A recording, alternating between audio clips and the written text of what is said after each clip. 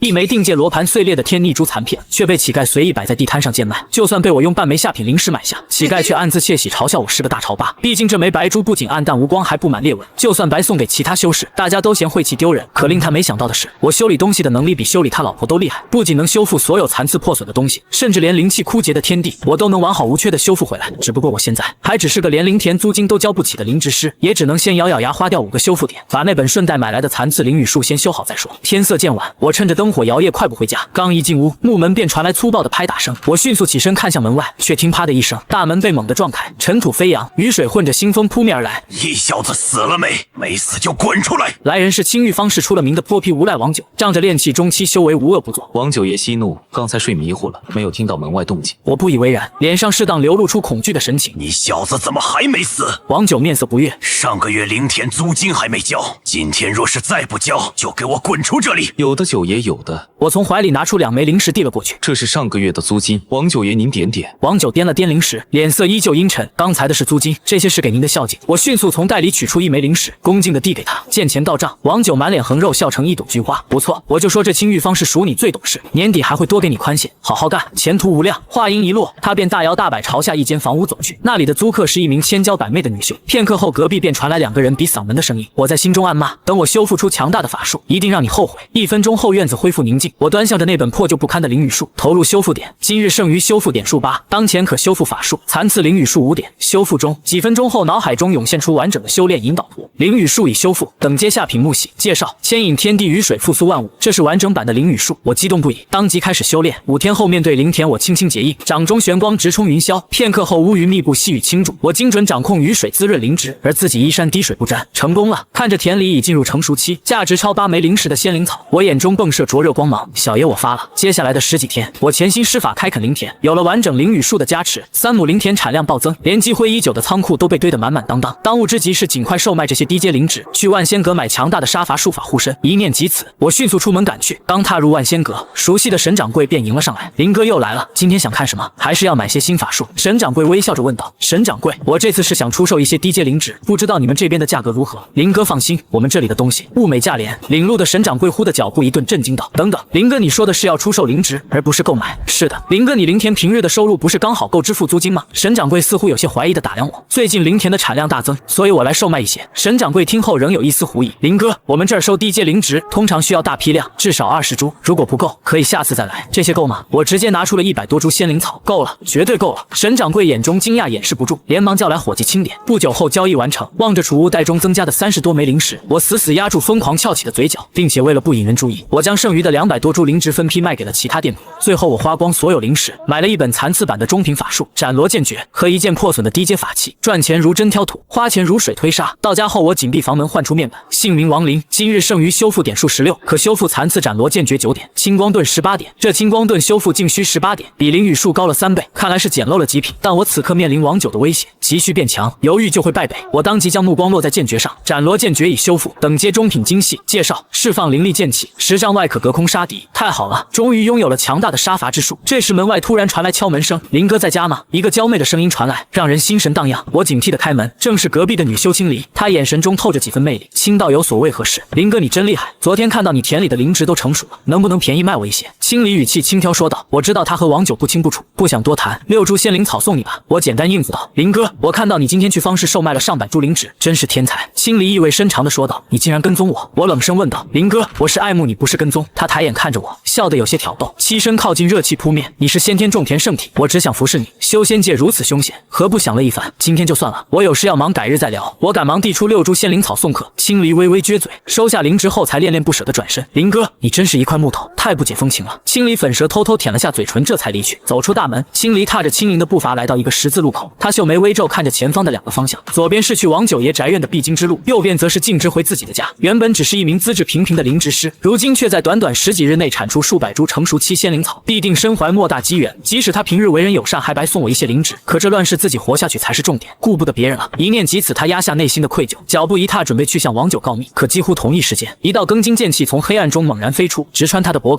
青离惨叫一声，瞬间倒地，血溅10步。我走出阴影，面无表情地看着他的尸体，确认4周无人后，低头开始清清点他的储物袋。我已经给了他一个选择，可惜他选择了一条死路。片刻后，我调动灵力，按照方式流传的方法尝试开启储物袋。下一刻，金丝编织的袋口突然松动，迅速打开，里面是一个3尺见方的空间。我将所有物品一股脑倒在房间的木桌上。小爷，我发了，40多枚灵石堆成一座小山，5张一阶下品灵符整齐排列，甚至还有1张一阶中品灵符，价值已相当于我1年辛苦种田的收入。但更令我惊喜的是，在储物袋中，我竟然还发现了一柄巴掌大小的玉质小剑。仅是一眼，我便确认这是一柄法器飞剑。3个月前，我曾见过方氏一名剑修，其佩剑也是如此锋利，远远看去双眼都有些刺痛。我挥手将飞剑吸入掌心，手指轻轻试过剑锋，这是一柄真正的法器，方氏都难得一见，传闻只有炼气后期的大能才能拥有。不过我目前的修为还不到炼气2层，远不足以驾驭这柄飞剑。如果我能成为剑修，气贯长虹，剑气纵横，斩妖伏魔。然而我脸上的笑容渐渐消失，取而代之的是茫然与惊慌。我想到了王九，我杀了青离，虽没留下任何证据，但谁知道王九是否会怀疑到我身上？毕竟我是青离的邻居，也是最大嫌疑人之一。万一王九不讲证据，直接对我下手，我又该如何自保？他修为雄浑，乃炼气6层，还拥有一件中品法器万寿塔，凭我一个散修能挡得住吗？既然如此，我只能在东窗事发之前，把修复点数用到极致，尽快提升实力。兔子急了也会咬人，真到了那个时候，我只能拼个你死我活。我眉头一展，眼中闪过一抹狠意。今天是青玉方氏的集市，也许我能捡到一些便宜的东西，甚至能找到残版的御剑术来驾驭青离的飞剑。一念及此，我当即起身，朝方氏的主干道狂奔而去。瞧一瞧，看一看，走过路过不要错过。灵符、灵骨、特优良品种，吆喝声不绝于耳。我走马观花般扫过路边摊位，最终停在一个衣衫褴褛、披头散发的老头摊位前。摊位上还有几本被撕烂的秘籍。小友，你可是看中了什么？老人眼中突然闪过一丝亮光。这本是什么？我指着那本被撕残的秘籍问道。这是敛容术，嘿嘿，破是破了些，但也是少见的法术。要的话，1枚灵石就能给你。我心中一喜，有了敛容术，我就可以改头换面，安全兜售灵草。不过我嘴上却没表现出来，转身准备离开。1枚灵石，你怎么不去抢？小友且慢，想要的话，老夫可以便宜给你。老人急了，赶紧拉住了我。1枚碎灵石，并且连带着旁边那本破烂御剑术也给我，不二价。说完，我微微颔首，作势要走。卖，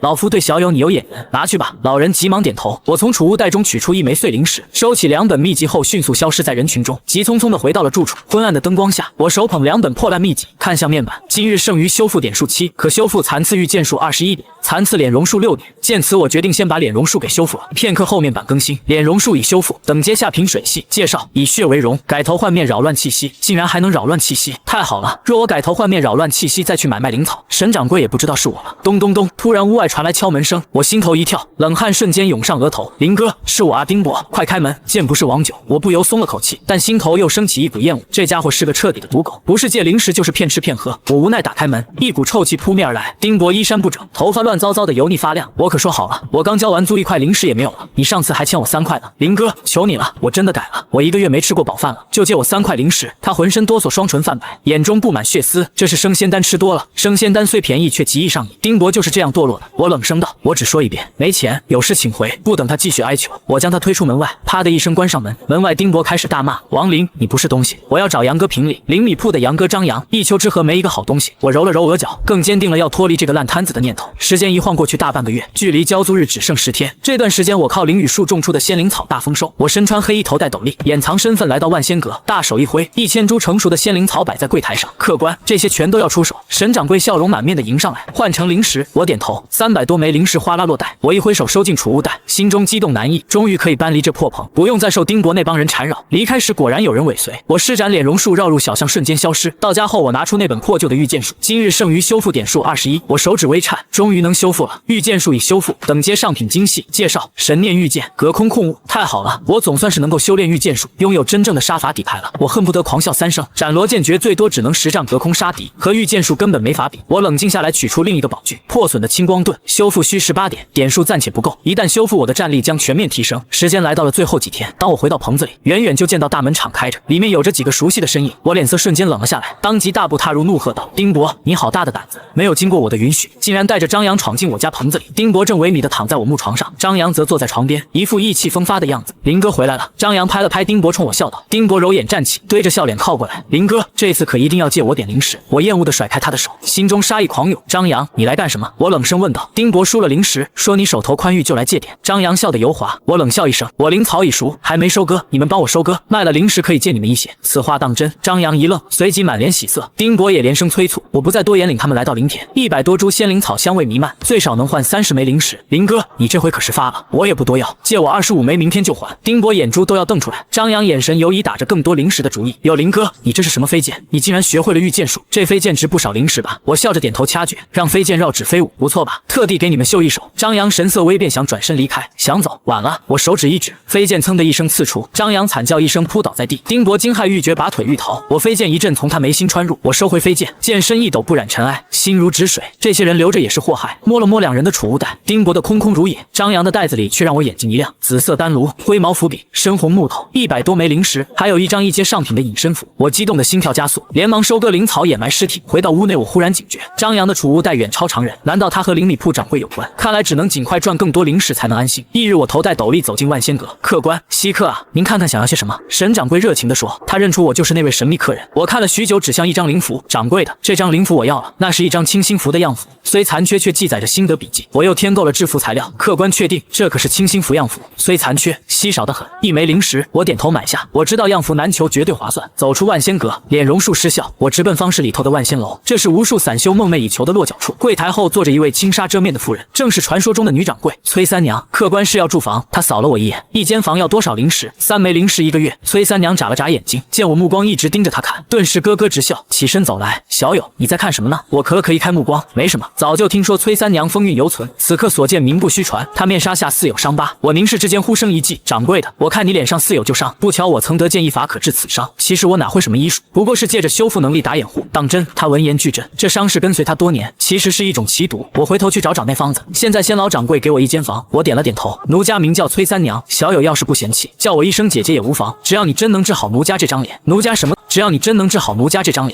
么都愿意满足你。他掩嘴轻笑，眼神仿若游丝。我浑身一颤，暗道这谁受得了？误会了，若是能找到此医术，我哪敢提什么要求，还请崔姐姐给我带路。崔三娘咯咯轻笑2声，我身子一颤，跟在她身后，看着女掌柜曼妙的背影，我深深咽了咽口水。修仙艰险可不仅是打打杀杀，关键时刻这份人情世故能救命。如今我没把话说死，若他信我自会留个念想。进房后我却一刻不敢闲着，我又施展脸容术出门寻找丹方。有了张扬的储物袋里那个丹炉，若能学成炼丹，或许能借此拜入宗门，彻底摆脱散修身份，也不用再怕王九找上门。如今的青玉方式对我来说越来越危险，唯有不断往上爬，才能睡个安稳觉。傍晚的青玉方式浓雾弥漫，主干道上车水马龙，奈何直到脸容术过了时效，我也没能找到丹方。容貌恢复后，我快步赶回万仙楼。刚跨进大门，一个转身赫然与人迎面相碰。王林听到这熟悉的惊呼，我眉头深皱，暗道一声不妙，当想装作没听到继续走，却被他快步追了上来。怎么，林哥如今发了财，从外围棚子住进了万仙楼，就不认故人了？哦，陈阳，我有事匆匆回来，没有注意到你。我不情不愿抢笑回应。此人面相姣好，白衣折扇，一副富家公子模样，我心里却泛起一阵恶心。我对他底细再清楚不过，这小子是给女修当男模的。我还有事先走了，我一刻也不想多待。哟呵，林哥，你还真是大忙人，不知道你有没有听说，丁伯和张扬已经死了，命魂灯都灭了，还有你那邻居青离的尸体也被找到。你说此事与你有没有关系？我知道你对我此人有看法，殊不知我也是为了生存。修仙艰险可单不是打打杀杀，还需要人情世故，你说呢？说着，陈阳手中折扇唰地打开，其上赫然写着人情2字。我心里狠狠一颤，东窗事发了，他竟把这几人的死和我联想到了一起，这是在敲打我想以此要挟。我没有转头，可眼神微眯，已有杀机隐现。旋即一道熟悉的身影出现，小友你可算回来了，不如来陪姐姐坐坐。正是万仙楼女掌柜崔三娘，她缓步出门，笑靥如花。不了，我先回去。我没有多说，当即离开。陈阳一愣，见我和崔三娘关系似乎不简单，顿时缩了缩脖子，不敢再开口，连忙转身离去。撞到陈阳必定不是巧合，他知道我底细，还知道我和丁伯他们的关系，恐怕已经猜到是我下的杀手，所以刚才才会敲打我。王九一定在找我。张扬如果是灵里铺掌柜的亲戚，灵里铺恐怕也要找我。陈阳如果回去与他们说起，一念及此，我猛地关紧房门，努力让自己冷静下来。这该死的，恐怕还不会轻易告诉别人他在万仙楼见过我。他敲打我一定是想以此要挟我捞点好处。既然如此，我还有时间。念及此处，我心里安定许多，大不了施展脸容术逃离此地，加上还能靠修复崔三娘的伤势换取人情，情况还没那么糟。说到底还是实力不够。我咬紧牙关，我需要丹方炼丹，有了样符便可以制服，还有傀儡木能炼制傀儡，这些都是赚取大额灵石的先意。我还有机会，只是欠缺时间。距离上次修复御剑术已过去一段时间，点数又攒了起来。我翻出那张残缺的清心符样符以及备好的朱砂符笔等材料，我当即换出面板。今日剩余修复点数18，当前可修复破损的清心符样符3点。我没有犹豫，直接投入修复。片刻后，清心符的样符已修复，等阶一阶下品水系。介绍：心如止水，气定神闲，辅助修炼事半功倍。有了这张样符，我便能制服，并且我画的灵符将没有失败率。我激动地握紧双拳，哪怕制服失败也能修复，根本没有材料亏损一说。我当即用准备好的材料画了3张清心符试手，可不多时我却愣住了。看着桌上的废纸，3张灵符竟全以失败告终。制服果然是用灵石堆起来的经验，别无他法，我只好动用面板，竟然只需1点就能把废弃的灵符修复成顶级品阶，这让我大松一口气。先去出售灵符，再去寻丹方。我一刻也不想耽误当即出门。万法阁内，沈掌柜看着面前这3张顶级1阶下品清心符，神情颇为精彩。不对劲，十分不对劲。我记得卖给他的样符是残缺的，这清心符的画制手艺近乎失传，他是怎么画成的？沈掌柜惊讶地拿起灵符左看右看。此时我已收起灵石，走出了阁楼，拍了拍储物袋里多出的45枚灵石，我心里颇为宽慰。修复出的灵符皆是顶级，单价高达15枚灵石，种10亩仙灵草一个周期也就赚30枚。制服果然暴利，但这笔钱对化解我当下的生死危机依旧杯水车薪。脸容术很快失效，我硬着头皮找到了一家丹药铺子，药王阁。抬眼看到牌匾，我心头一震，这是6大宗门之一药王谷，在方氏的门面，加入宗门永远是底层散修最大的奢望。我走进古色古香的药王阁，一股丹药清香扑面而来，让人精神一振。货架上摆满了丹药与丹方，我看得无比仔细。灵符能生财，但真正能快速提升修为、化解危机的，还得是丹药。王九炼气中期，我却只有炼气2层。倘若学会炼丹，有了丹药加持，修为突飞猛进，我才有和王九抗衡的底气。来者是客，看看吧。柜台后盘坐着一名鹤发老人，身穿宗门青衫，漫不经心的态度透着宗门修士的优越感。我点头，便在货架上寻觅。这些丹方大多不是我如今买得起的。这时我忽一驻足，就见一张丹方竟仅需3枚灵石，找到了。我心中惊喜，货架上的这张丹方缺少了一半，似乎被撕毁过。这正是我要找的废弃丹。中惊喜，货架上的这张丹方缺少了一半，似乎被撕毁过。这正是我要找的废弃丹方。我再找找炼丹的材料。这掌柜没有方氏其他商人的热情，仅仅是抬眼看了看，便不再理会我一个炼气2层的散修。收起这张名叫淬体丹的废弃丹方和一些炼丹材料，我付了灵石，转身就走。我有自知之明，如今的我终究还是底层，没有资格让宗门修士多看一眼。但有了丹方、丹炉还有材料，我也能炼丹了。我心里激荡，暗自雀跃。然而刚回到万仙楼门前，对面的面铺里赫然有人喊住了我：“林哥，真巧啊，我们又见面了，不知可否赏脸前来一句？”熟悉的声音让我脸色一沉，转头看去正是陈阳，他坐在棚子下举着茶杯冲我示意，显然在此等待多时了。我心里虽极不情愿，但这陈阳拿捏了我的行踪，是个巨大的隐患。我既然已动了杀心，那就去会一会他。我转头走了过去，指责林哥，你可真是了得，我许久没有与你们这些故友联系，想不到当初不起眼的你竟然能住进万仙楼，还和女掌柜这般相熟。陈阳起身走来，一副熟络模样，想搭我的肩膀，我厌恶的躲开。陈阳，有什么事情你就说吧。没事，我可回去了。还真有一事。陈阳压低声音，眼中闪过一丝精明。林哥，我见你认得万仙楼掌柜，你也知道兄弟我是干啥的，你的事情我可以只字不提，但是你得帮我牵线，介绍我给万仙楼掌柜认识，你看如何？言下之意，他想攀上崔三娘，如果我不同意，他就会把我的行踪和底细抖出去。我心里门清暗骂不已，特喵的，崔三娘的脸近乎毁容，这居然都不介意。如果真帮他，我岂不成了拉皮条的？但我没有急着拒绝，我考虑一下吧。我含糊其辞。哦哟，林哥你还要考虑？陈阳眼中闪过不悦，随即用笑容掩盖。爱终究是故友，既然相逢，我得请客，就在以前我们经常去的铺子，你看如何？否则我恐怕要去灵米铺一趟了。最近想要买些灵米。好，我毫不犹豫地答应下来。那么说定了，今晚我们不见不散。陈阳笑着不再纠缠，转头时眼中却闪过冷笑。我没再多说，走进了万仙楼。以前在灵米铺当小工时，我们常去的地方就在方氏最外围，相约外围还是晚上，摆明了居心不良。既然你想死，那就将计就计，成全你吧。月黑风高夜，方氏最外围的棚户区烛光摇曳，冷风中夹杂着难闻的味道。最外头有一处酒铺，陈阳此刻正坐在棚子下，他看似一人，眼神却不时瞥向四周的草丛，那里藏着他的同伙。王林啊王林，你也不是什么好东西，想必那青离和张扬、丁国就是死在你的手里。陈阳低头暗笑，一定是杀人夺宝，有了灵石才能住进万仙楼，杀了你我也心安理得。很快他微微皱眉，安插在草丛中的几道身影忽然没了动静，一阵轻微的脚步声引起他的警觉，他猛然站起身，四处张望，却看不到半个人影，额头冷汗滑落。陈阳心里涌现出一个可怕的念头：隐身符。张扬储物袋里的那张1阶上品隐身符，此刻派上了大用场。只听噌的一声，一把飞剑神不知鬼不觉在夜色中闪过，陈阳闷哼一声，瘫倒在湿润的淤泥里，没了声息。由始至终杀人者都没有现身，飞剑收起，只留下陈阳冰冷的尸体，而他腰间的储物袋已不翼而飞。远处我压了压斗笠，快步赶回方氏内围。不过是你想杀我，我要灭口。你知道的太多又太贪，猜到我的底细还想以此要挟，死有余辜。修仙本就残酷，不是你死就是我亡，我没有任何心理负担。回房后我赶紧锁好房门，随即将4个储物袋的东西全倒了出来。除了陈阳，还有他找的3个帮手，都已被我提前用飞剑解决。灵石一共358枚，陈阳一人就占了310枚，看来这混的也不咋地。不过对现在的我来说，也算一笔不小的进账了。这时我惊疑出声，我在陈阳的储物袋里翻找，竟然发现了一本破损的秘籍《洞玄经》，双修的残缺功法，里面竟然还有栩栩如生的插图，看得我老脸一红，这很有可能便是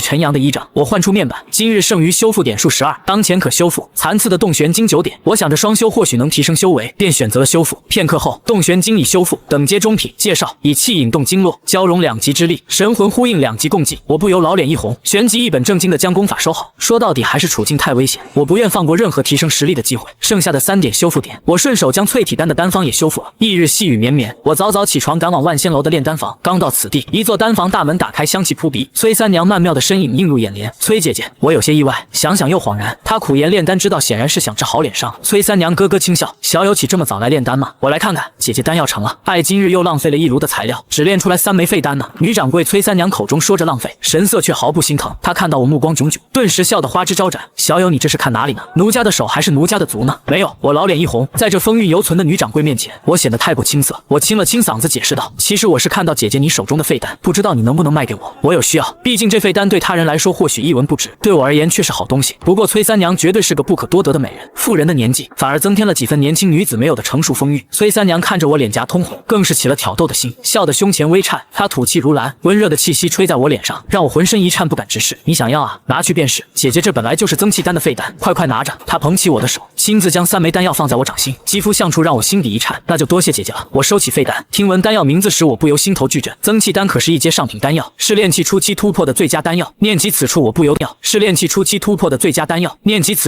得呼吸急促。拿人手短，加上危机迫近，是时候拿下这份人情了。姐姐，半个月后我给你看看伤势，我有8成把握能够治好。我一脸认真的与她约定，之所以定在半个月后，是因为我的修复点数还没攒够。这番话也有更长远的考虑，真要在这期间被王九找到，看在这份诺言的份上，相信崔三娘也不会坐视不理。你说真的，你能治好奴家的伤势？崔三娘原本只是在挑逗我，此前我说见过治伤医术，她并未全信。如今我言之凿凿，饶是她经历丰富，也不由得芳心大颤。你要是治好奴家的脸，奴家一定给你补偿。崔三娘脸颊微红，一直红到了耳根，眼中漾起2汪春水。我半个月后再来寻姐姐，我不敢再逗留了。那股沁香总让我心猿意马。我转身逃回房间，打坐了许久才稳住心神。我长出一口气，无论如何也算和崔三娘拉上了关系，心里的急迫有所缓解。旋即我摊开手掌，看着那3枚废丹，虽然是废品，但也散发着浓郁的灵草味道。面板跳了出来，但目前修复点数还不够，只能再等些时日。如此这般，我在万仙楼深居简出了半个月。半个月后，我再次取出废丹，今日剩余修复点数18，当前可修复废弃的增气丹3枚6点。我早等不及，直接投入修复。片刻后，我只觉掌心一热，3颗废丹顿时变得通体晶莹，流光四溢。增气丹已修复，等阶1阶上品，品质无瑕。介绍：由灵植精华凝炼而成，拥有补气、冲击炼气初期境界的功效。由于品质极高，初次服用后能增加3年寿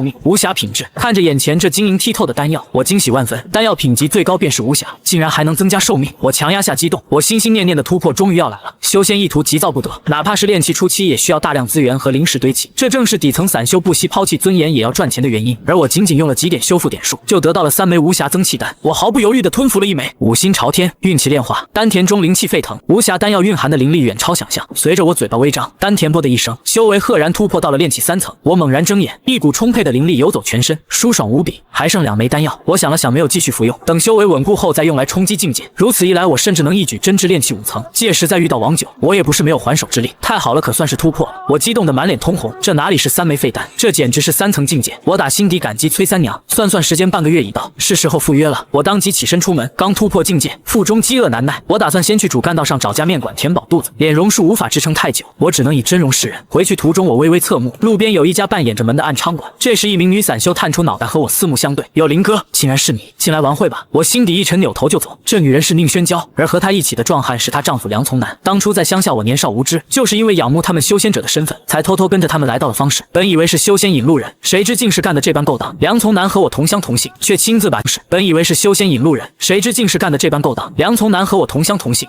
把妻子送去接客。看着这般毫无尊严的底层修仙路，我满心厌恶，快步逃离了这片烂泥地。修仙界生存艰难，但我绝不愿活成他们那副模样。我阴沉着脸，身影一错，消失在半掩门前的人流里，让那梁从南和宁轩娇夫妇2人找不到。别说自己如今危机四伏，哪怕见到这夫妇，我也是绕路走。林哥，你别走啊，同乡一场，进去玩玩吧，给你打个半折。身后还传来梁从南的呼喊，我心里泛起阵阵恶心，这男人竟想让我光顾他妻子的生意。我快速回到万仙楼，穿过玄关，假山流水的亭子里正坐着崔三娘。我定神上前，半个月已过，修复点数攒够，是时候尝试治好他脸上的伤了。崔三娘修为深不可测，有了他这份人情，我才算真正心安。就算王九和邻里铺也得忌惮几分。一小友你来了，来坐姐姐旁边。崔三娘见我走来，心也扑通乱跳。事关能否脱下面纱以真面目示人，她不可能不紧张。尽管理智告诉她，我一个炼气初期的半大孩子不可能治好这多年的顽疾，但她心里仍存着一丝渴望。我老脸一红，硬着头皮坐了过去，刚想开口，她却抢先打断：“小友，我便叫你弟弟吧。”我点头。奴家一人走到今日经历了多少，你可能都想象不到呢。不过有一点我能够肯定，奴家这些年来都还是处子之身呢。崔三娘身段丰腴，腰肢纤细，坐下时有意无意地碰到我，她眼神如丝。我呼吸急促，小声说道。说道：“姐姐说这些作甚？哥，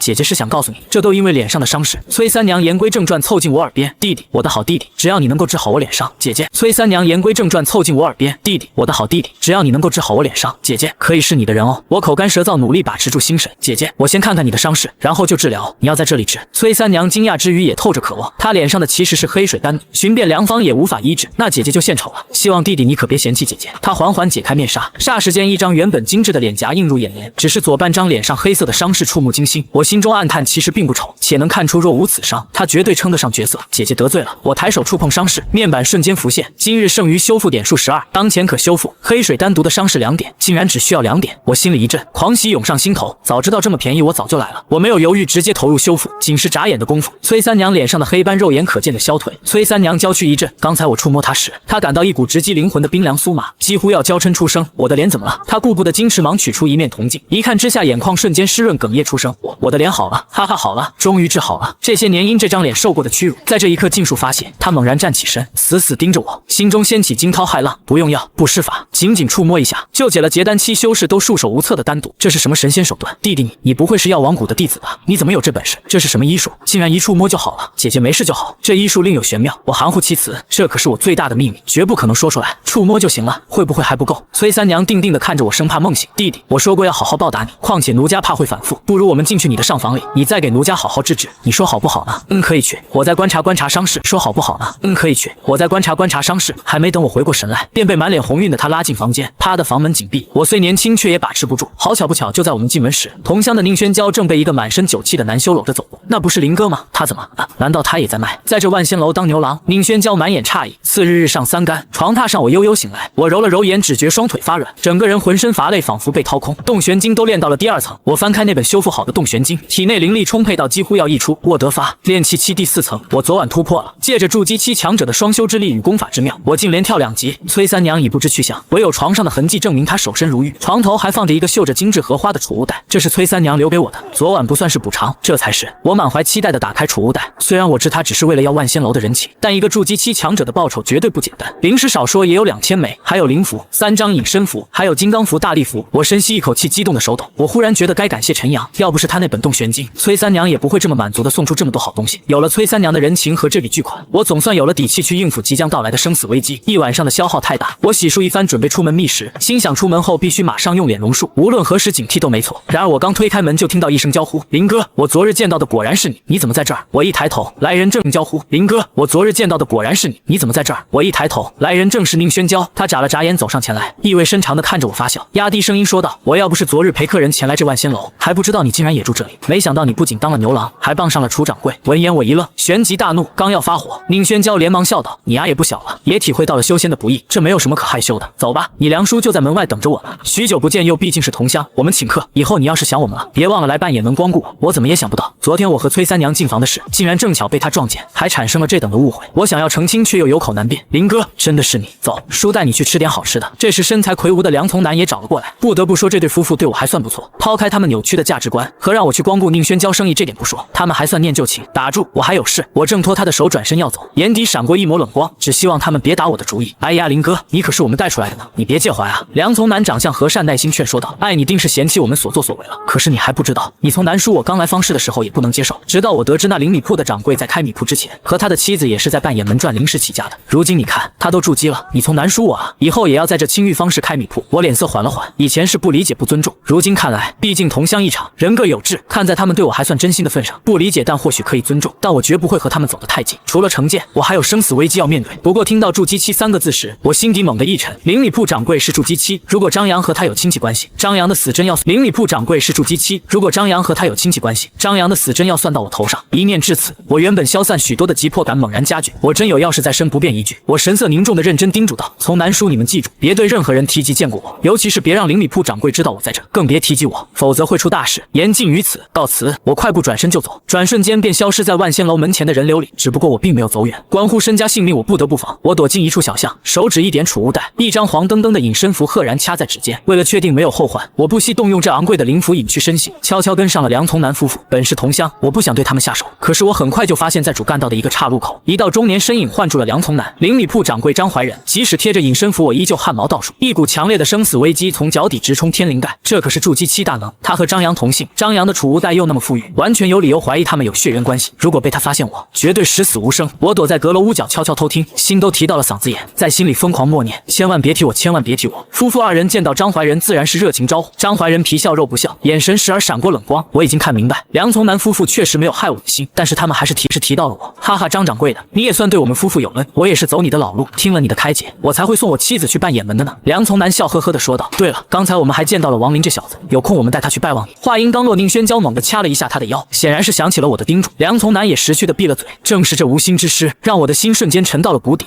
你说林哥他在哪？张怀仁笑眯着眼睛，轻描淡写地问道。当事人或许察觉不到什么，但隐身在暗处的我却感到了深深的寒意。看来这张怀仁果然是在找我，我心跳如鼓，想听的都听到了，此地不宜久留。我当即转身准备撤离，然而刚转身没走2步，身后突然传来一阵极其细微的灵力波动。我回头一看，瞳孔骤然收缩，只见刚才梁从南和宁轩蛟站立的位置，赫然只剩下2滩刺目的灰烬。他杀了从南叔，我心底大骇，再也不敢停留半秒，拼尽全力朝着万仙楼狂奔。即使身上贴着一阶上品隐身符，那股如芒在背的死亡危机感依然挥之不去。虽然同乡死在眼前，让我有些感慨，但我很快就恢复了冷静。我已经给过忠告，是他自己言多必失，怪不得别人。一个炼气中期的王九，一个筑基期的张怀仁，2座大山死死压在我心头，让我喘不过气来。逃回万仙楼，关紧门窗，我这才抹了把额头细密的冷汗。张怀仁竟然也是靠让妻子去办眼门接客起家的，这样的狠人，为了往上爬，为了实力和境界，能忍常人不能忍之辱，何等灭绝人性！得罪了这般狠辣的筑基期修士，忍之辱，何等灭绝人性！得罪了这般狠辣的筑基期修士，说不恐惧是假的。细雨淅淅落在窗外的屋檐，深居简出，又过了半个月，又是赶集的日子了。我掐动法诀，施展脸容术，带上斗笠出门，湿漉漉的地面上，各种坐骑踩出一串串脚印。我不禁心想，以后也得找个灵宠代步。方士两旁白布铺地，散修们卖力地吆喝着灵符丹药和傀儡，空气中混杂着各种修仙材料独有的气味。这时我眼神一动，停在一个摊位前，摊主是一名气质出尘的白衣女子，安静地盘坐着也不吆喝。摊位上摆着一些制作傀儡的材料，还有一本被水浸泡过、字迹模糊的傀儡手抄。我储物袋里正好有一截沉香红木，是一阶上品傀儡的炼制材料，如果能得到炼制法门就再好不过了。这位公子，你可是看中了这本傀儡手抄？这其中可是记载了一阶上品傀儡的炼制法，只不过被浸泡过，已经模糊了。我惋惜地说道，心里却一阵狂喜。残缺的秘籍，这对我来说就是捡漏。多少灵石？1枚灵石，不便宜点，我不讲价。女子神情坚定，我看似犹豫，其实心里早乐开了花。1枚灵石买一本能修复的一阶上品手抄，稳赚不赔。我痛快地付了钱，为了混淆视听，又顺手买了一些炼制材料。公子，你也深谙傀儡炼制？女子见我买下材料，眼中燃起一丝希望。实不相瞒，我有一傀儡损坏，想要找人修复。你要是深谙傀儡之道，可否帮？我有一傀儡损坏，想要找人修复。你要是深谙傀儡之道，可否帮忙？我心中一动，修复傀儡我当然能，但必须谨慎。你说的对，我确实深谙此道，不过我当下没有时间。告辞，那太可惜了，公子。你要是愿意，可否卖些傀儡给我？傀儡稀缺，万法阁也缺货，我短时间内需要傀儡。再说吧。不顾女子的挽留，我身形一晃，迅速消失在人群中。脸容术时效快过了，我绝不能久留。女子面露失望，神念扫过储物袋里几个破损的傀儡，无奈叹气。她遭遇仇敌追杀，傀儡损毁，实力大跌。本指望能找个散修帮忙修复，看来只能继续蛰伏了。回到万仙楼，我眉头一皱，门前竟然站着一名浓妆艳抹的女散修。我见过她2次，知道她也住在这里，但我向来避而远之。一个年轻女散修能从棚户区搬进内围，绝不简单，指不定付出了什么代价。有这位公子，我见过你好几次了，你就住在这边吧。奴家有些口渴了，方不方便让奴家进去蹭口水喝呢？他眼神挑逗，抱歉，不太方便。我冷冷拒绝，目不斜视地从他身旁走过。浓郁的风尘脂粉味扑鼻而来，我毫无波澜。楚三娘是万仙楼掌柜知根知底，这女人来路不明，我要是迷了心窍，死都不知道怎么死的。我连清离那种女人都能防住，岂会中这种低级圈套？我径直回房，女散修气鼓鼓地跺了跺脚，转身回了她自己的屋子。蔡山，我的好妹妹，那小白脸有没有心动？屋内一个长相丑陋、凶神恶煞的男子问道。哥，那就是个蔫货，根本不敢和我对视，要不然我们非得把他子问道。哥，那就是个蔫货，根本不敢和我对视，要不然我们非得把他个精光不成？蔡山咬牙切齿，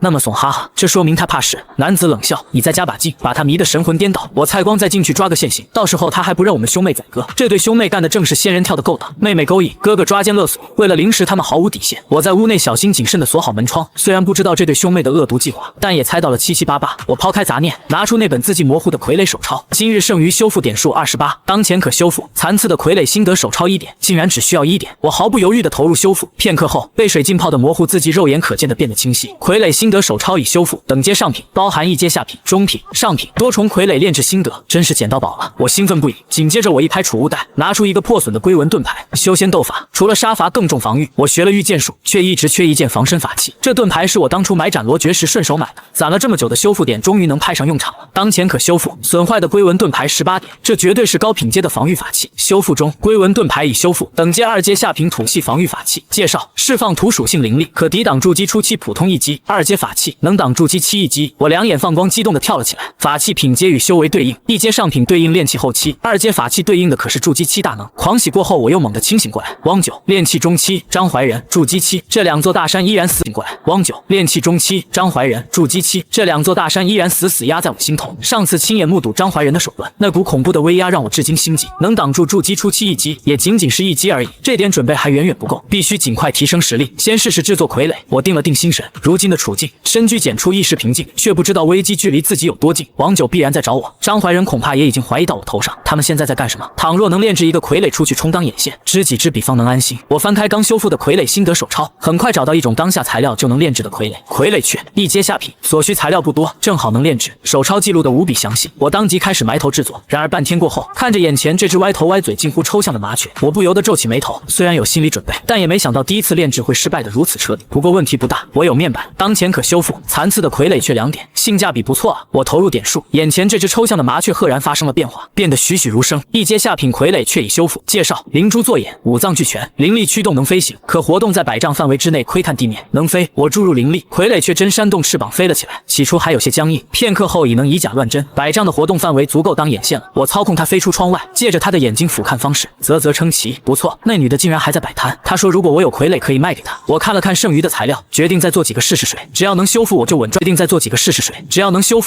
不赔。紧接着我又捣鼓出2个攻击型傀儡，刀手和弓箭手都是1阶中品。要不是我已经有了御剑术，还真想留着自己用。可惜1阶中品对付不了筑基期，不如卖了换灵石。转眼天色渐暗，方是灯火通明。我施展脸容术，戴上斗笠，带着2个攻击型傀儡下楼，来到了那名白衣女子的摊位前。咔嚓咔嚓，2个傀儡矗立在左右两侧。女子见状，瞬间惊讶地站了起来。原本冷静如玉姐的她，此刻不顾形象的失声惊呼：“你竟然能够制作1阶中品傀儡，还是攻击型的，并且在1天之内制作完成，还是无瑕品质。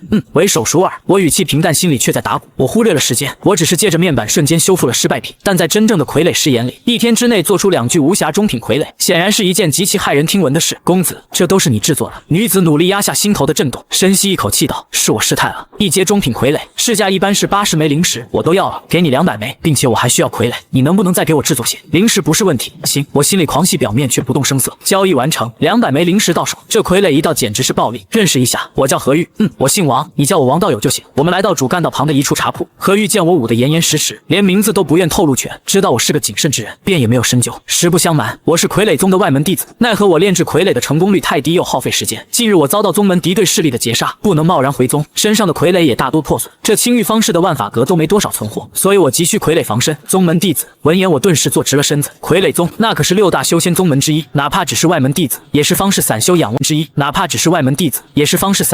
的存在。难怪他出手如此阔绰。听他的话音，他身上的傀儡大多在恶斗中损坏了，这对我是天大的好事，毕竟我能修复破损的傀儡。原来如此，我点点头，算算时间，脸容术快失效了，不能久留，我有事要先走。你需要傀儡？其实我可以帮你修好破损的，但需要些时间准备，你先想想价钱，过2日再来找我。那好，我最近都藏身在这方式。何玉生怕错失我这个傀儡大师，抿了抿红唇，鼓起勇气说道：“王道友，此事关乎我性命，如果你帮了我愿意和你彻夜钻研傀儡之道。那就好，我会来找你。”我起身离开，心里一阵火热。彻夜钻研，我懂。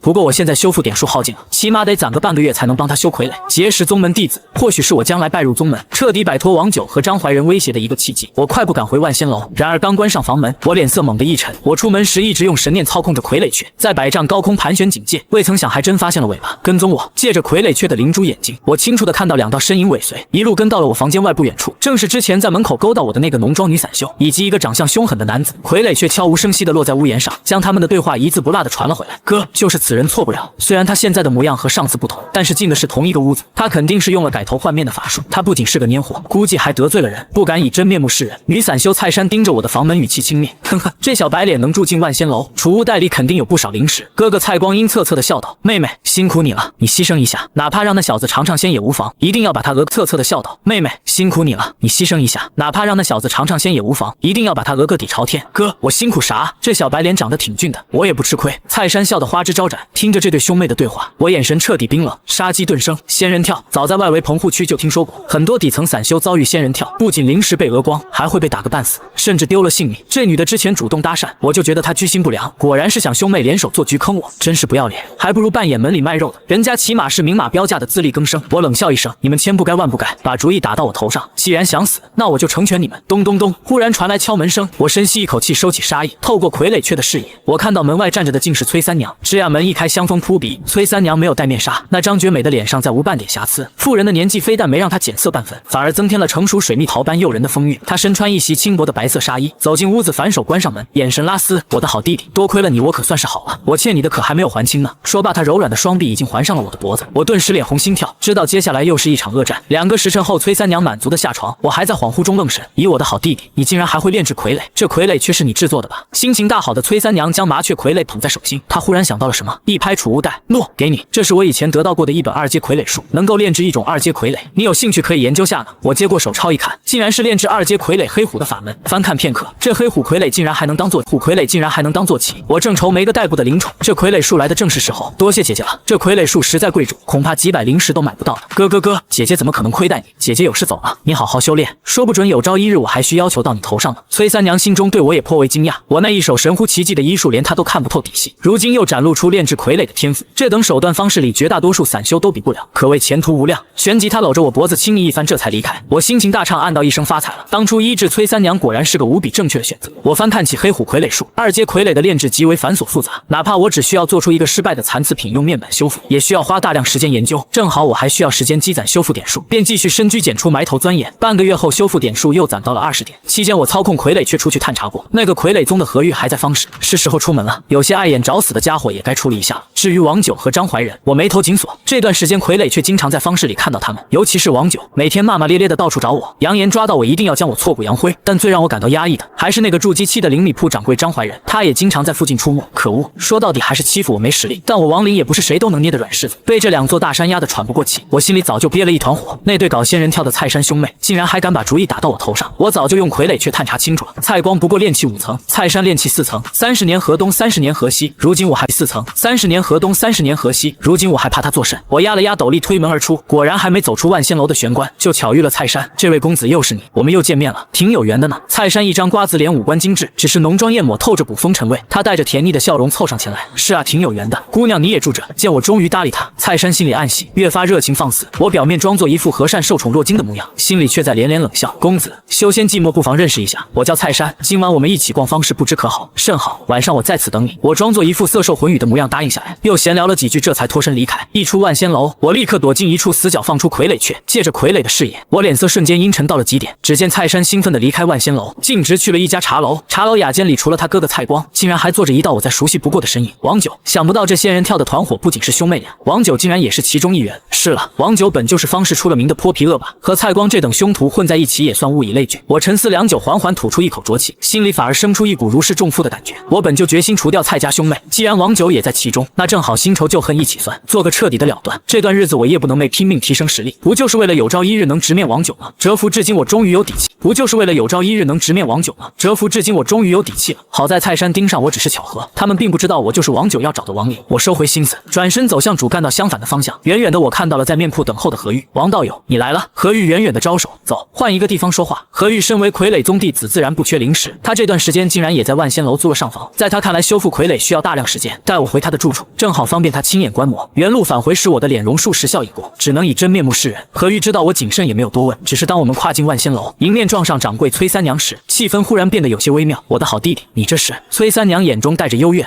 姐姐莫要误会，我与这位道友只是交易傀儡而已。我和崔三娘的关系透着几分偷偷摸摸的趣味，虽然在这修仙方式里各取所需是常态，但多少还是有了些真感情。听了我的解释，他那发酸的心情才缓和下来。何玉租的房子就在我对门，竟无关好门，孤男寡女共处一室。何玉有些脸红，王道友，你和掌柜什么关系？总之不是你想的那样。我随口搪塞。何玉是个端着玉姐架子、为人干脆的性格，也就是随口一问，他当即一拍储物袋，顿时豪光闪烁，哗啦啦，满满当当奇形怪状的傀儡铺了一地，少说也有20多。这豪光闪烁，哗啦啦，满满当当奇形怪状的傀儡铺了一地，少说也有20多个，这都是你的傀儡？我一愣，惊讶地看着这一地残骸，每一个傀儡上都残留着火烧、刀劈、剑砍等惨烈的斗法痕迹。你这是经历了什么？我暗自咽了了口唾沫。虽然看不出何玉的真实修为，但从这些傀儡的损伤来看，他的敌人起码是炼气后期，以此推断，他本人的实力也绝对在炼气后期。道友，你看能修好吗？能。我斩钉截铁没有藏眼，只不过需要一些时间。我目前积攒了20点修复点数，但傀儡太多，点数根本不够。王道友，你放心，临时管够。何玉急切地说道。傀儡宗路途遥远，没有傀儡防身，他贸然回去必定被劫杀，此事关乎性命。他咬了咬牙，似乎下了极大的决心，红着脸说道：“道友，你真有这本事，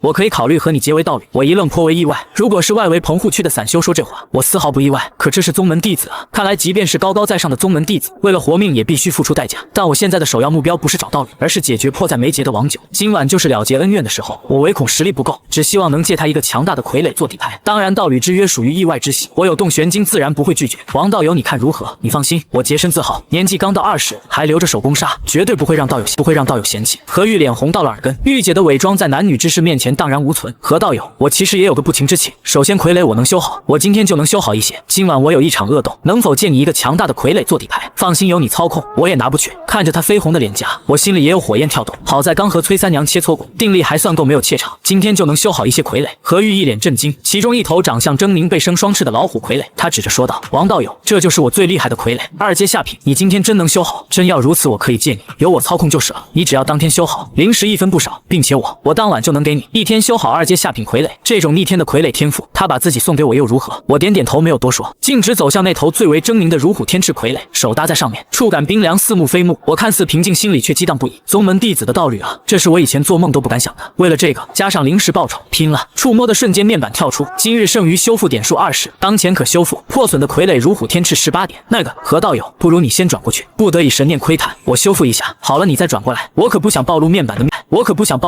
秘密。好，何玉点头，只当这是傀儡师的独门秘籍。为了表示尊重，他甚至主动封锁了60。修复中，没过多久，我掌心一热，这傀儡表面的皱纹犹如火焰般亮起，一双宝石眼睛流光四溢。如虎天翅已修复，等阶2阶下品，类别杀伐型傀儡。一阵光芒笼罩，傀儡断掉的后腿和折断的翅膀赫然崭新如初。傀儡修复好了，神什么？这么快？何玉猛地回头，心头巨震，他震惊的难以复加。这才多久？他不过是转了个身，也就3个呼吸的时间，竟然就修好了。他扑上前，难以置信地摸索着原本断裂的后腿，完好如初，连一丝修复的裂痕都没有。翅膀也是如此，可当初损坏时断裂的材料他根本没捡回来，这怎么做到的？他喉咙滚动，满脸惊骇与求知欲地看着我。我一笑，没有过多解释。现如今该准备的都准备了，有些事也是时候了断了。青玉方室夜深人静，两边灯笼散发着暖光，斜照在湿润的地面上。我和蔡山走在主干道上，他浓妆艳抹地贴着我，我压低斗笠，没有施展脸容术。林哥哥，我房租没交，今晚我能去你那儿过夜吗？当然可以，哥哥今晚好好疼你。不知不觉，我们走到了深静的主干道尽头，四下无人。蔡山一副羞涩模样，心里却在冷笑。我更是装作被迷昏了头的愣头青，抓住他的手，额头几乎碰在一起。小贼，放开我妹妹！忽然一声怒喝，远处有人快步走来，正是蔡光。哥，蔡山快步走过去，哼哼。蔡光把他护在身后，冷笑道：“小贼，你知不知道她是我妹妹？搞我妹妹，你必须给我个交代。你说此事怎么解决吧？”啪啪，我嫌弃地拍了拍刚才被蔡山碰过的衣服，卸下伪装，平静道：“可算是来了，早就怀疑你们是仙人跳。”我有些意外的是王九没在，但旋即恍然，我的傀儡却就在不远处把风。看到王九的身影，就躲在主干道后头。这几个人渣不知害了多少人，真是轻车熟路了。蔡家兄妹微微一愣，旋即都笑了。蔡山也不装了，一脸坏笑：“哥，这小白脸竟然还猜到了，挺聪明的，我挺喜欢的呢。我就说让我和他过夜，让我舒服舒服，你再来吗？”蔡光一脸凶狠地盯着我，哼哼，小子，遇到我们算你倒霉。不过仙人跳你是没有福分了，四下无人，你以为你还能活着离开吗？有什么遗言你就说吧，等下你可没机会了。说话间，蔡光手中银光一闪，抽出一把明晃晃的大刀。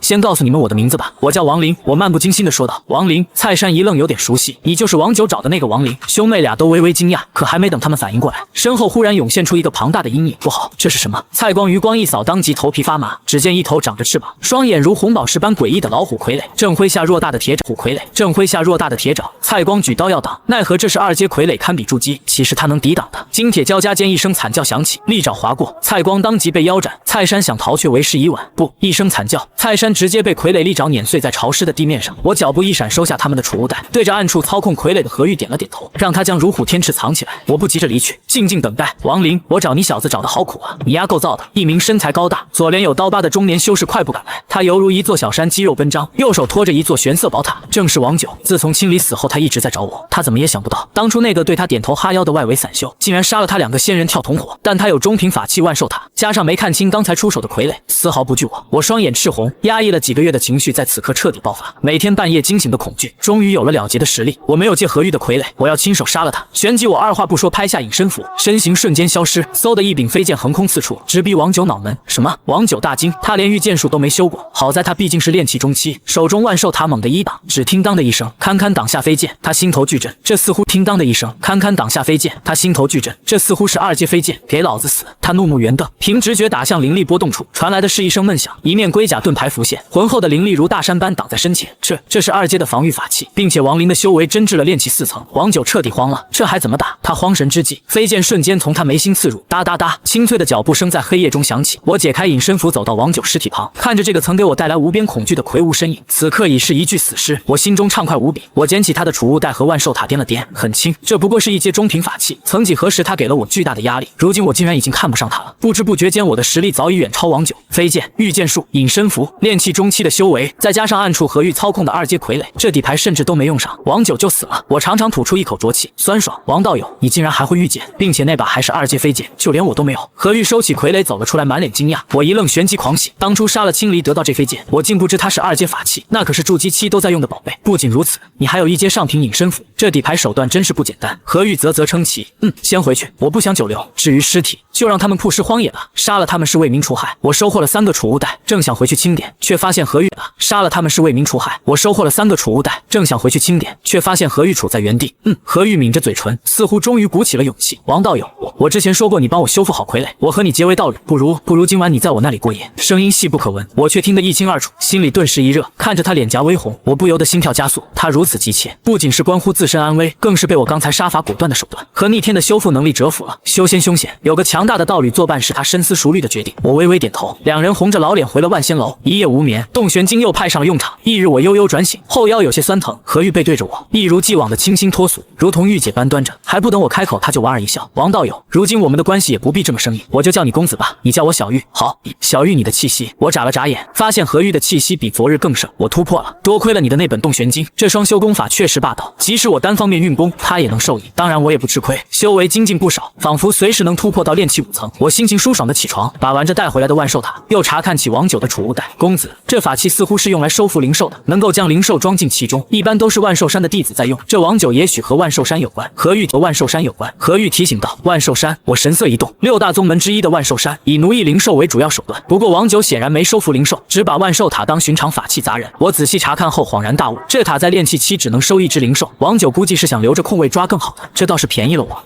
我从储物袋里摸出一块灵玉，呈灵符模样，这个我认得，是传讯符，上面写着青玉2字，恐怕是联系青玉方式主人的传讯符吧。何玉认了出来，你倒是提醒我了。我挑了挑眉，王九承包了不少方式的灵田和外围棚户区出租，一个计划在我心中涌现，不如借此机会把外围的灵田承包下来。外围不仅有人种灵草，还有人养殖灵兽，有了万寿塔，我正缺个灵宠。王九已死，外围可以去了。只是想到灵米铺掌柜张怀仁，我心里还是狠狠一紧。他杀梁从南夫妇的狠辣还历历在目，必须多加小心。有脸榕树和傀儡却防范应该无碍。青玉方是外围晴空万里，走过一座座破旧的棚子，隐约听到前方传来声声空灵的鸟鸣。我和何玉抬眼望去，前方山头上有一只灵动的小身影，火鸾鸟，这是一种很便宜的一阶下品灵兽。何玉见多识广解释道：“底层散修为了活命，要么种灵草，要么养灵兽。”我好奇地看着这片山林，里头羽毛绚丽的火鸾鸟中有几只无精打采，似乎病了。灵兽生病，我眼睛一亮，修复点数能治人，自然也能打采，似乎病了。灵兽生病，我眼睛一亮，修复点数能治人，自然也能治兽。林哥，你来要买灵兽不成？远处棚子里走来一个头发凌乱、衣着肮脏的中年汉子，瘦得像根竹竿。我在外围住时就认识他，叫林成，是个老实人。是啊，林叔。我点点头。林成顿时眉开眼笑，热情介绍，此乃一阶下品灵兽，成熟期还能够释放火焰，哪怕没有成熟也可以买回去宰杀，营养价值很高。林叔，你怎么不宰几个吃了？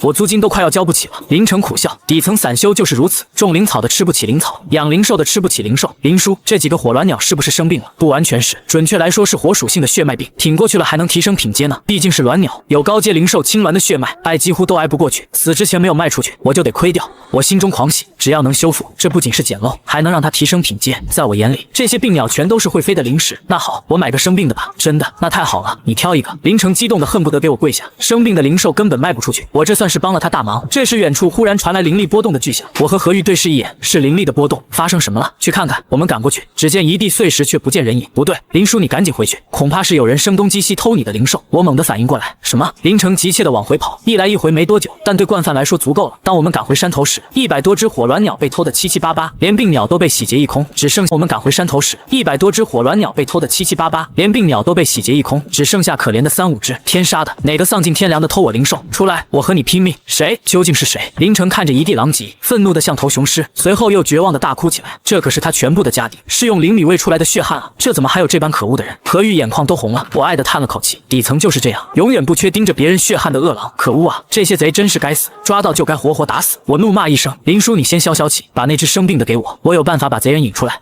你真能找到他们，能找回来我的这些火卵鸟？林丞相抓住了救命稻草，连忙把仅剩的一只病鸟抓给我。我知道贼没走远，只要我把这只鸟治好，并让它进阶。消息传出，那帮贪婪的贼绝对还会回来。公子，你真有办法？何玉好奇地问。我伸手触摸那只病恹恹的火卵鸟，入手温热，能够感受到火属性的质感。今日剩余修复点数3，当前可修复火属性血脉病的火卵鸟1点。修复，掌心一热，原本精神萎靡的火卵鸟瞬间精神抖擞，体内的火属性暴增10倍不止，羽毛变得金光熠熠，火光流转。火卵鸟血脉病已修复，等阶2阶下品，品质极品火属性灵兽。介绍：拥有一丝青鸾血脉，有几率燃烧血脉进阶。极品火卵鸟能当飞行坐骑辅助战斗。极品品质2阶灵兽，我万分惊喜。这极品火卵鸟极具灵性，亲昵地蹭着我的手。假以时日能当坐骑，这正是我梦寐以求的。我当即滴血认主，将其收为灵宠。这是怎么回事？这火卵鸟的火属性竟然这么强烈！何玉捂住小嘴，震惊不已。不会真的度过了血脉病进阶了吧？林哥，你这运气怎么这么好？林城心都要碎了，刚被偷得倾家荡产，好不容易卖出只病鸟，结果一到我手里就进阶了。他一阵眩晕，恨不得一头撞死。林叔，你听我说，我赶紧说出计划安抚他，将这只进阶的2阶极品火卵鸟放养在这里当诱饵。那些贼一旦得知，绝对抵挡不住诱惑。听完我的计划，林城眼中迸发出可怕的凶光。这法子可行，真要找到人，我拼了老命也要留下他们。林叔，我先回去了。灵兽认我为主，偷不走。你放心好了，我会救出来他们的。我没有久留，告辞离去。林城的遭遇固然可怜，但我绝不是圣母，这么做自然有我的打算。王九虽死，但我并未真正安全。灵里铺掌柜张怀仁可是筑基期修士，随时可能找我寻仇。何况王九的万寿塔来历不明，保不齐在万寿山有什么背景，我绝不能松懈。其实，在王九的储物袋里，最让我惊喜的正是那张传讯符。我帮林城是图谋长远，如今我手握灵石，又结识了崔三娘和何玉，要想再进一步，除了寻找机会拜入宗门，就必须在方氏建立自己的根基。有了传讯符，我可以直接联系方氏之主，把王九生前承包的棚户区和灵田全部盘下来。凭借修复面板，我绝对能风生水起。既然要接手外围的产业，那些偷鸡摸狗的贼就是我必须清除的毒瘤。拿林城做诱饵，正合我意。公子，我们回去了吗？何玉欲言又止，眼中满是好奇。我暂时没多解释。回到万仙楼关紧房门后，我拿出那张传讯符。小玉，我想好了，我要在方氏外围租地招人，给我栽种灵草，养殖灵兽，租借棚子。你的傀儡我修复起来还需要时间，你有没有别的想法？何玉莞尔一笑，如今他是我的人，傀儡没修好也不能贸然回宗门，自然全力支持我。那好，我这就联系方氏的主人。我往玉符中渡入灵力，光芒闪烁间传来一个老者的声音：何事？前辈，我想租地。你在何处？晚辈在万仙楼。好，你在门前等我。光芒暗淡，我深吸一口气，与何玉相视一笑，这算是迈出争霸方氏的第一步了。我们在门前没等多久，一老一少2道身影便出现在视线中，老者手中同样握着一枚翠绿玉符，就是他们了。我迎上前去暗自打量，老者身穿黑袍，白发苍苍，神情严厉，一看就不好惹。旁边跟着个15、16岁的少女，眼神灵动调皮，正好奇地打量我。何玉却微微惊讶，悄声传音：公子，那就是方氏之主吗？奇怪，他应该筑基了。洗髓法古过，却丹田破损修为尽失，只剩下一具强大的肉身。闻言我一愣，旋即心里猛地一阵激动。我不好奇他经历了什么，能一路杀到筑基期并掌控青玉方氏，绝对是个狠角色。最关键的是我有修复面板，既然能修丹药法器，甚至血脉病，那丹田破损也必定能修复。如果能治好方氏之主，这份人情的分量简直无法估量。我强压下心头的狂喜，深知面对这种老江湖绝不能冒进，只能徐徐图之。老者自称方老，态度公事公办，见我已是炼气4层，倒也没有轻视。我拿出积攒的灵石，加上何玉的资助，足足交了5000灵石做押金，顺利租下了外围100亩棚户区、100亩灵田和100亩养殖山林。双方签下契约灵符，谁也无法反悔。方老带着少女离去，我站在原地，心中恍惚又激动。转眼间，我竟从底层散修，摇身一变成了方氏的包租公。接下来的3天，我都在外围打理产业，当然，傀儡却时刻在空中警戒，防备着张怀仁的突然袭击，同时也在盯梢灵城的养殖场。期间难免遇到以前的邻居，为了不暴露身份引来张怀仁，我一直施展着脸容术。即便如此，当我承包大片土地的消息传开后，散修们还是震惊无比。在他们看来，我这是傍上了宗门女修，一步登天了。啧，厉害啊！这位兄弟也算是出头了吧？以后你可要多多关照啊！路过的散修们纷纷点头哈腰，阿谀奉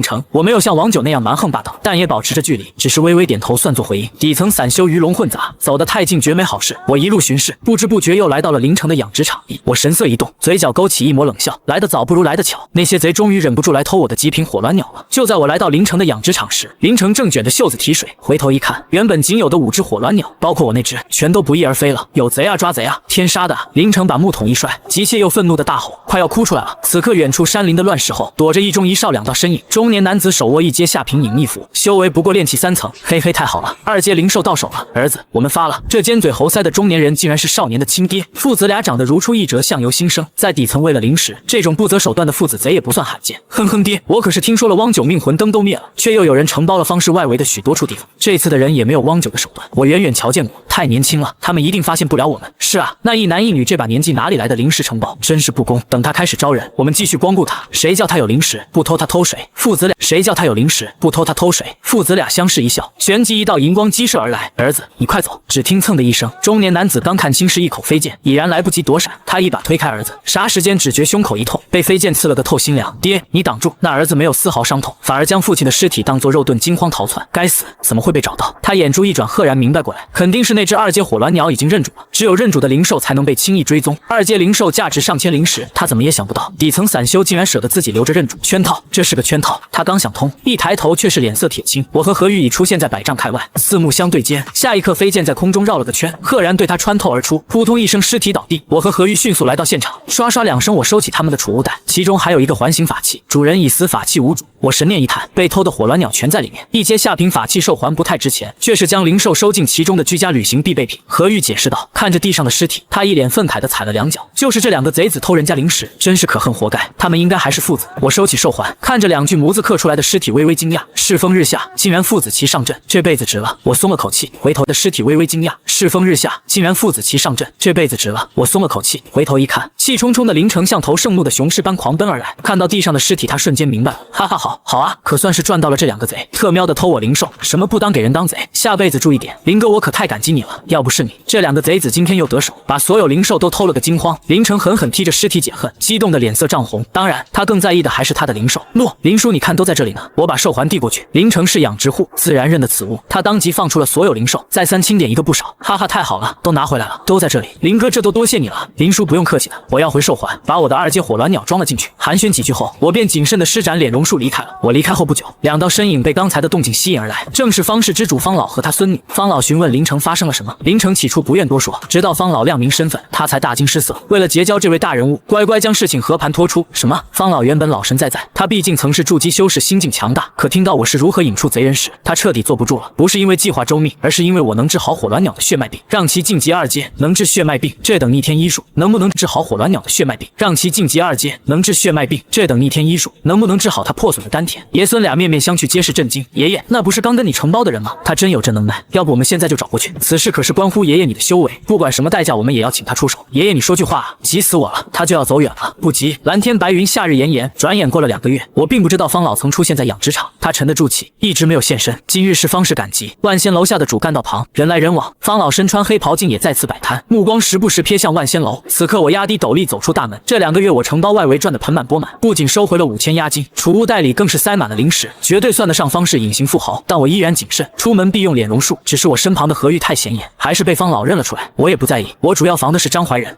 我目光一瞟，看到了方老。方老，他怎么在此？他要买什么东西？我有些意外，旋即心生警惕，这也太巧了。四目相对，方老冲我们点了点头。既然被认出，我干脆走上前去。方老盘坐在树荫下，身前摊着白布。我每逢赶集必来捡漏，一眼就看中了方老摊位上一卷被火烧了一半的羊皮纸。仔细一看，竟是名为小护山阵法的阵图。虽然损坏，我却一眼相中。这段时间外围仍有偷盗事件，我分身乏术，若能布下此阵，承包的地界就安全了。这段时间外围仍有偷盗事件，我分身乏术，若能布下此阵，承包的地界就安全了。小友，我认得你，最近可好？方老率先开口。见过方老前辈，小友你可是看中了什么？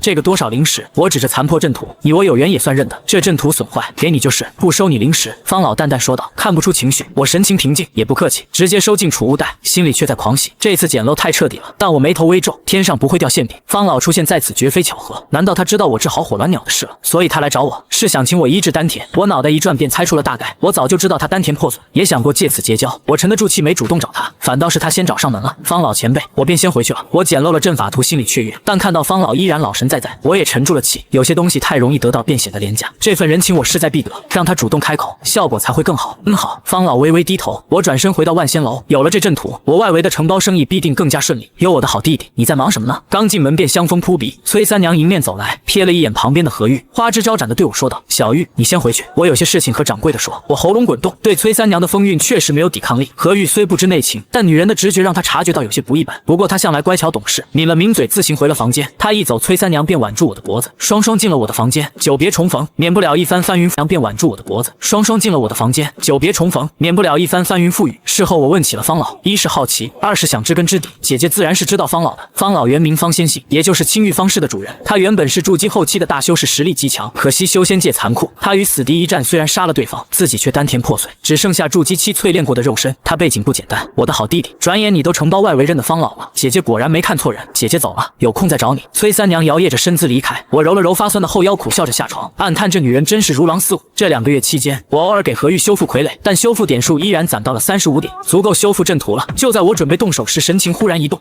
我旋即大怒，推门而出。万仙楼后院的小桥流水间，我的一只傀儡却被人从屋檐上打落，摔得残破不堪。我捧起傀儡，脸色冰冷：“这是你的傀儡？好呀，可算是找到人了。说，你为什么让傀儡在此？你见到了什么？”假山后走出一个衣衫不整的青年男子，恼怒地指着我，告诉我你是谁，用傀儡窥探于我，你必须给我个交代。我眼神冰冷，刚想发作，假山后传来一声娇滴滴的女声呼唤，那青年这才冷哼一声，转身回去，这就走了。打坏我傀儡，我还没找你算账呢。我暗骂一声晦气，这青年我认识，而那假山后没露面的女人我更认识，她竟然是灵米铺掌柜张怀仁的妻子，也就是灵米铺的老板娘。灵米铺的老板娘，我曾在灵米铺当小工，知道这位张夫人平日里就不安分，水性杨花，没想到她竟然背着张怀仁跑到万仙楼来了，真特喵的世风日下。事实上，我早就用傀儡却看到过这对悄悄进出万仙楼。最初发现张夫人时，我还以为张怀仁找上门来了，吓出一身冷汗。后来发现他只是来幽会的，我鄙夷之余也松了口气。张怀仁杀梁从南夫妇的仇我还记着，一旦碰面绝对是不死不休。可这对做贼心虚太过谨慎，发现了我的傀儡却还把他打坏了。此事没完，我冷着脸捧着傀儡去回房，花了一点修复点数将其修好。收拾好心情，我决定先修复阵图，再去何玉的房间。我拿出那卷残破的羊皮纸摊在床上，上面写着小护山阵法，散发着焦糊味，字迹损毁过半。今日剩余修复点数34，当前可修复。废弃的护山阵图2点，修复中。片刻后焦糊味一扫而空，羊皮卷上流光游走，烧毁的地方肉眼可见的复原。小护山阵法已修复，等阶一阶下品，品质极品。护山范围横跨100亩地。介绍：沟通灵力与大地，形成屏障迷雾，可抵挡筑基期以下修士。极品小护山阵法，范围过100亩。我惊喜得瞪大了眼睛。据我所知，阵法极为稀缺，哪怕是一阶下品，也绝不是普通散修能拿得出来的，何况是千金难换的护山类阵法。有了阵图，只需准备阵旗，我就能布阵了。我迫不及待地想把这个好消息分享给何玉。这几个月的双修，我早已将这位御姐道侣视为自己人。我匆匆来到对门，敲门进入。何玉正阴沉着脸，还在为崔三娘的事赌气。我视若未闻，反手拿出了阵图。这时，何玉小嘴微张，惊讶地接了过去：“公子，你这阵图不是毁坏的？”他瞪大了眼睛，用手捂住了嘴。他可是傀儡宗弟子，深知阵图的珍贵，连他都没有机缘得到。之前在万仙楼门前，他明明看得很清楚，方老给我的阵图是烧毁过半。我运气好，得到一种药水能够修复。我随口搪塞过去：“太好了，有了这个阵图，我们承包的方氏外围就再也不怕贼人惦记了。”何玉反应过来，惊喜地说道：“公子，你运气也太好了！不，这是机缘，我们修仙最重机缘了。我跟着你果然没错。”何玉的手指在我胸口画着圈，眼神变得暧昧起来。我一愣，又来。不久前在自己房里，我刚和如狼似虎的崔三娘大战了300回合，现在腿还软着呢。我咽了咽口水，但何玉既然如此主动，眼下我也只能硬着头皮上。好在也不是没有收获，我一直钻研的洞玄经每次都能发挥奇效。这么多天的双修加上大量灵石辅助，我的修为早已到了临界点。最后关头，丹田传来一声嗡鸣，我终于突破到了炼气7层，这已经是炼气后点。最后关头，丹田传来一声嗡鸣，我终于突破到了炼气7层，这已经是炼气后期的范畴了。我猛地起身，激动的胸口起伏，我突破了，以后我也是炼气后期的修士了。我惊喜的无以复加，恭喜公子！何玉脸颊仍然通红，他早就是炼气圆满，这些天的双修让他也达到了突破的临界线。倘若有筑基丹，他甚至可以尝试筑基了。这一切全归功于我的洞玄经。走，我们布阵去。我心里兴奋，当即和何玉出门前往方氏外围，忙活了一整天，去万法阁买阵旗，又仔细琢磨布阵方位。我们总算把承包的地界都布下了小护山阵法。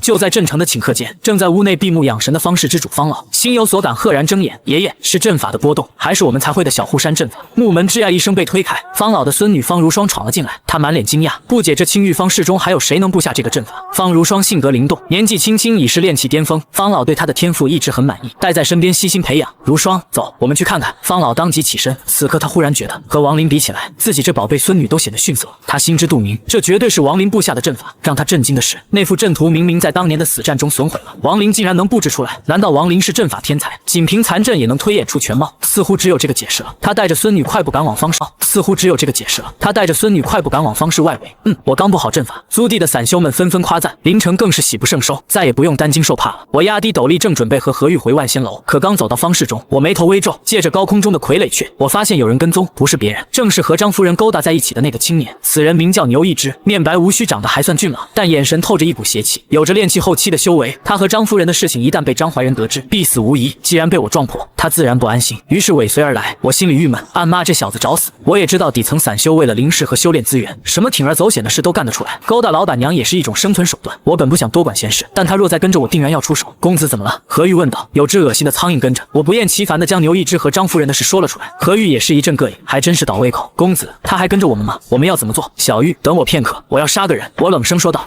我们手里还剩下几个阵旗，不如试试用阵法对付这恶心的家伙。我神色一动，好主意。此刻尾随在后的牛一之一副轻松模样，脚步一错，闪现到我们前方。他很自信，他以为打掉了我的傀儡，我就变成了瞎子。他摇着纸扇，犹如闲庭信步，嘴角勾起一抹冷笑，哼哼，小子，要怪只能怪你看到了不该看到的东西。我和张夫人的事情绝不能让人知道，只有死人才能保守秘密。人不狠站不稳，我也是为了修仙，为了生存。勾人老婆也是为了灵人才能保守秘密。人不狠站不稳，我也是为了修仙，为了生存。勾人老婆也是为了灵石。你别怪我。咦，这是什么？他脸色骤变，猛然回头，发现四周不知何时竟然起了浓雾，一股强烈的生死危机涌上心头。不好，是阵法。他转身就想逃，然而为时已晚。迷雾之外，一道银色剑光划破长空，迷雾之中，重物落地的声音响起。人还是要走正路，偷人什么的，不管什么时候都有可能被打死。我和何玉从迷雾中走出，来到牛一之身首分离的尸体旁，我微微蹲下，取下他的储物袋，掂了掂，神情冰冷，随便扫了一眼储物袋，我不禁两眼放光。这牛一之好歹是张怀仁女人的小腹，果然富裕，里面满满当当的灵石，少说也有1000枚，这是我见过的最古的储物袋了。小玉，我们发了，见者有份，灵石给你一半。我挑了挑眉，毕竟是道侣，分他一半也无妨。何玉探头看了一眼，也是眼睛一亮。我忽然看到了什么，脸色大变，哗啦一声，猛地拉紧了储物袋口子。沃德发，怎么会有这个东西？这两人真是什么都敢要，这不是害死我吗？真是该死啊！这王八蛋不被我打死，恐怕迟早也要被张怀仁逮到打死。张怀仁的本命灵宝，他竟然都敢要。储物袋中除了灵石和材料，赫然放着一个金光熠熠的4方印章法器。我在灵里铺当小工实践过，这正是张怀仁的筑基期本命法器金刚印，以灵力催动能放大千百倍，如同搬山砸人，以灵力催动能放大千百倍，如同搬山砸人，杀伤力极其惊人。我最大的危机就是张怀仁，阴差阳错之下，我竟把他的本命法器爆出来了。真不知道这牛一之给张夫人灌了什么迷魂药，连这等重宝都能骗到手。金刚印里必定有张怀仁的一丝神念，好在放在储物袋里隔绝了感知，一旦取出来，立刻就会被张怀仁察觉。怎么会如此？我有些发懵，心底大骂这牛一之吃了雄心豹子胆。公子如何了？何玉不解地问。这法器是我一死敌的本命法器，这该死的牛一之所偷之人，正是我那位筑基期死敌的结发妻子。我阴沉着脸将和张怀仁的恩怨告诉了他。什么竟有此事？何玉大惊，感到十分棘手。岂不是说这是烫手山芋？那我们怎么办？把储物袋都扔了，把灵石拿走，法器扔掉，确实是个办法。但我摇了摇头，我有办法。筑基期的本命法器最少也是2阶中品，我实在看中了这金刚印，心有不舍。转念一想，我想到了方老，走，我们去见个人。我深吸一口气，挥动阵旗，收起迷雾阵法，直奔内围而去。途中我取出了那枚刻着青玉2字的传讯符。原本我和方老都在互相试探，比拼耐心，我想等他开口求我，以换取更大的人情，他则想看看我到底有没有真本事。但现在情况紧急，主动送上门的人情也不是不行。方老毕竟是方氏之主，曾经也是筑基后期的大能，也许他有办法抹除金刚印里的神念。只要抹除了神念，这金刚印就是他有办法抹除金刚印里的神念。只要抹除了神念，这金刚印就是我的了。小友，你找我，不多时万仙楼门前。方老前辈，还请借一步说话。我将方老爷孙请进万仙楼后院的凉亭中。呵呵，崔三娘这丫头的万仙楼经营的不错，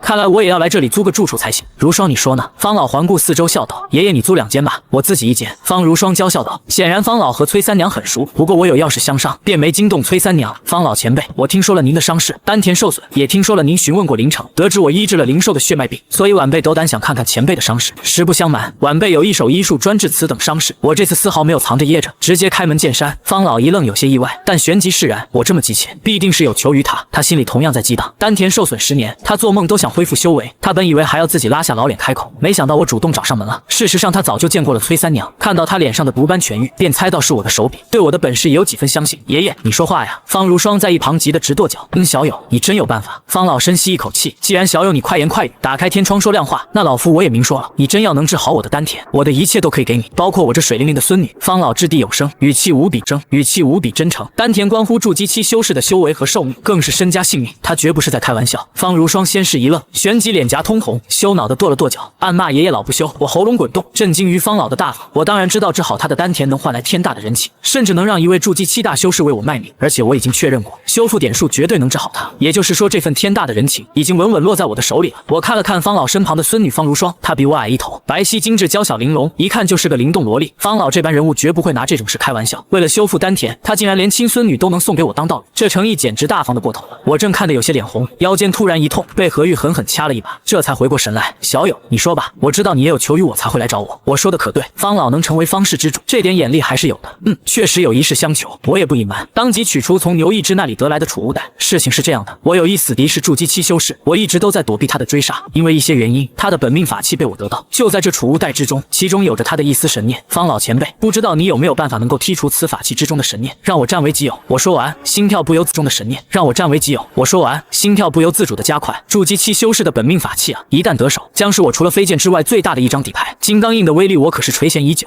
筑基期修士的本命法器，方老来了兴趣，他沉得住气，没问我的敌人是谁，倒是方如霜一脸好奇的探头看向储物袋。这其实很难。方老沉吟片刻，只有一个办法，那就是强行损坏，让神念无所遁形。毕竟本命法器不完整的话，神念也就无法留存，只需要一刻钟就会散去，哪怕是法器的主人，也会因为本命法器受损，受到一定的损伤。如此这般，这法器留在手中你也用不了，不是？小友，你可想好，你真要这么做？修士斗法，本命法器受损会让主人受到重创，这是常识。何玉闻言替我感到惋惜，这可是2阶法器，甚至可能是2阶上品，损坏实在太可惜了。不过能重创死敌，相信我还是会这么选。行，有劳方老前辈，我要损坏它，但不能让他知道是我，也不能让他知道在这里。我当即做出决定，没有半点可惜。损坏，换做别人肯定唉声叹气，我却心里振奋，因为我有面板。损坏了又如何？到了我手里照样能让它完好如初，这简单。方老笑了笑，小友有所不知，我擅长阵法，等我布阵屏蔽气息，片刻即可。方老当即取出阵旗在四周布置起来。放心，我爷爷的阵法可以让本命法器的主人完全感知不到，从储物袋拿出来都没事。方如霜一脸自得，那就好。我松了口气，很快阵成，一股透明的屏障笼罩四周。方老拍了拍手示意可以了，我立刻取出金刚印递给他。2阶上品金刚印，可大可小，不错的法器。方老一眼就认出了法器的来历，同在青玉方氏，筑基期修士之间都知根知底，但他什么也没问。为了能修复丹田的恩人，得罪一个区筑基初期算什么？咔嚓，方老用一件骨头形状的法器直接敲碎了金刚印，印章裂成2半，他还给了我。与此同时，远处的灵里铺内，张怀仁赫然喷出一大口鲜血。多谢方老前辈，我狂喜的接过法器残骸。前辈，你帮了我大忙，我答应你，我必定能治好你的丹田。不过我需要一些时间，也不会太久。我一脸认真的保证。其实我现在的修复点数还有30点，当场就能治好它，但我必须权衡。我要先修复金刚印，增加自己的实力。虽然治好方老能让他对付张怀仁，但只有把实力握在自己手里，才最让人安心。